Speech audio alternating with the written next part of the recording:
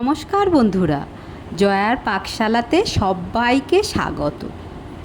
আজকে আমি ভাপা সন্দেশ করে দেখাবো। বাড়িতে এই রকম ভাপা সন্দেশ অমৃতের মতো স্বাদ। আসুন দেখে নেওয়া যাক এই ভাপা সন্দেশ কিভাবে এবং কি করে করছি। রেসিপিটি পুরো দেখার অনুরোধ রইল। একটা কড়াই নিয়ে নিয়েছি, তাতে একটু জল দিয়ে দিলাম। তলাতে জল দিয়ে দিলে তারপর দুধটা দিলে দুধটা আর বসে যাবে না। তারপর আমি প্যাকেটের ফুল ক্রিম দুধ 1 লিটার দুধ নিচ্ছি। প্রথম একটা প্যাকেট আমি কেটে দিয়ে দিলাম।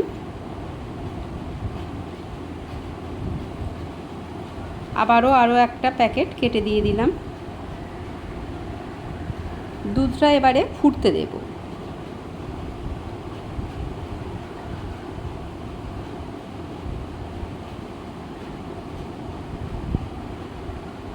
দুধটা খুব ভালো করে ফুটে যাওয়া পর্যন্ত অনবরত এইভাবে আমি নেড়ে যাব।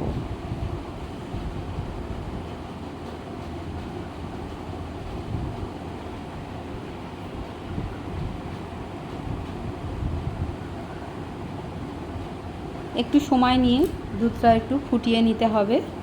এই সময় আমি একটা এতে ছানা কাটানোর জন্য আপনারা ভিনিগারও ব্যবহার করতে পারেন। আমি এখানে লেবু ব্যবহার করেছি। একটা গোটা পাতিলেবু রস করে নিয়েছি আর তার ডবল জল দিয়ে নিয়েছি। এটা যখন খুব ভালো করে ফুটে গেছে তখন আমি ফ্লেমটা অফ করে দিয়েছি। তারপরে একটু একটু করে এইভাবে লেবুর রসটা দিতে হবে আর এইভাবে ঘেটে যেতে হবে।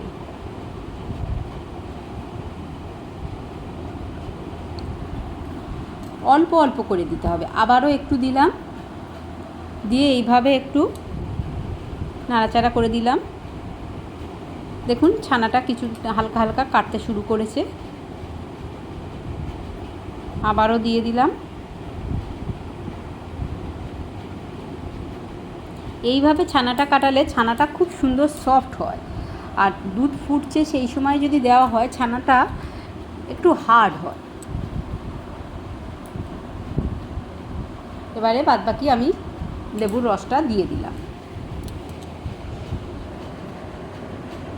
1-2 মিনিট একটু ওয়েট করতে হবে। দেখুন কত সুন্দর ছানাটা কেটে গেছে।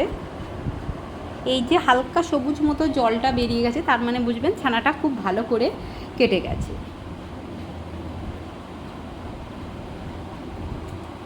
এবারে একটা গামলা নিলাম, এর উপরে একটা পরিষ্কার সাদা কাপড় আমি দিয়েছি। ছানাটা এবারে আমি এর মধ্যে ঢেলে দিয়ে দেব।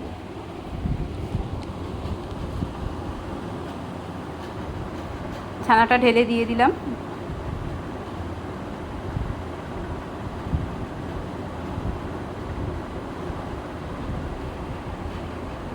দেখুন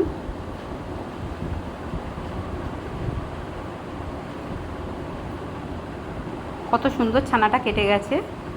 ছানাটা যত সুন্দর হবে মিষ্টিটা ততটাই সুন্দর হবে। কড়াইয়ের মধ্যে অনেকটাই ছানা লেগেছিল, সেগুলো আমি এর মধ্যে দিয়ে দিলাম। এবারে এটা জলটা চিপে নেব।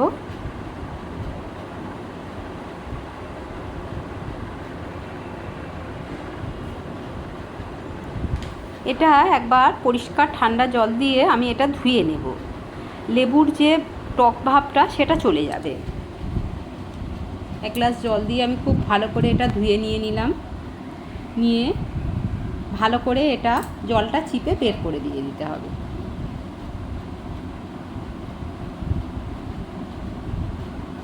খুব বেশি প্রেসার দিতে হবে না, হালকা করে প্রেসার দিয়ে যতটা জল ভালোভাবে ঝরে যায়।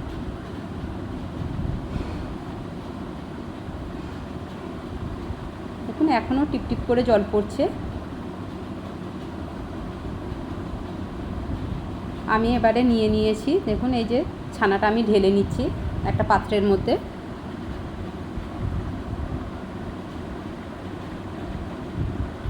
খুব সুন্দর সফট ছানা হয়েছে। এর মধ্যে আমি চিনি দিয়ে দিচ্ছি 3 টেবিল চামচ। আর গুঁড়ো দুধ দিয়ে দিচ্ছি। আমুলের 10 টাকা দামের যে গুঁড়ো দুধ, তার অর্ধেকের একটু বেশি দিয়ে দিচ্ছি। আপনারা যে কোনো ব্র্যান্ডের ব্যবহার করতে পারেন। এখানে এলাচের গুঁড়ো দিলাম 1/2 চামচ। এটা একটা মিক্সিতে আমি ঢেলে নিয়ে নিচ্ছি।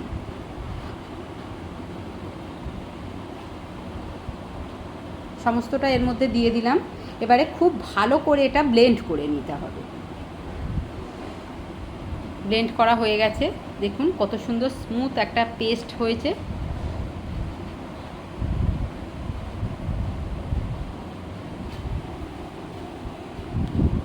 আমি একটা অ্যালুমিনিয়াম এইভাবে ফয়েল নিয়েছি। আপনারা যে কোনো কেক টিন বা যে কোনো থালায়, একটু উঁচু থালাতে, যে কোনো কিছুতেই আপনারা এটা বসাতে পারেন। খুব ভালো করে আমি এর মধ্যে ঘি মাখিয়ে নিলাম, যাতে খুব সুন্দরভাবে যখন এটা ঢালবো তখন সহজেই এর থেকে ডিমোল্ডটা হয়ে যায়। সমস্ত ব্যাটারটা এর মধ্যে দিয়ে দিলাম। এদিকে কড়াই বসিয়ে তার মধ্যে জল দিয়েছি। জল দিয়ে তার উপরে এরকম একটা আমি বাটি দিয়ে দিয়েছি। আপনারা স্ট্যান্ড দিতে পারেন, যা খুশি একটা দিতে পারেন। এর উপরে এবারে এটা আমি বসিয়ে দিলাম। আমি কিছুটা কেশর আর পেস্তা এর উপরে খুব ভালো করে গার্নিশ করে দিয়েছি। এটা আপনারা করতেও পারেন, নাও করতে পারেন। এবারে ঢাকা দিয়ে আমি এটা 25 মিনিট হতে দেবো। তারপর 25 মিনিট পরে আমি দেখব, একদম মিডিয়াম টু লো ফ্লেমে।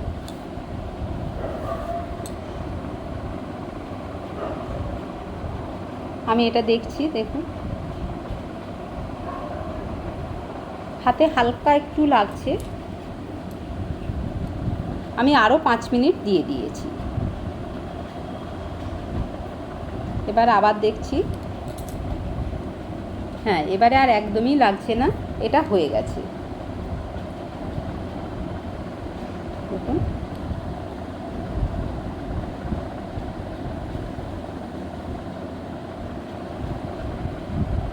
রেসিপিটি ভালো লাগলে লাইক, শেয়ার, কমেন্ট এবং সাবস্ক্রাইব করতে ভুলবেন না। পাশে থাকা বেল আইকনটি প্রেস করে দেবেন।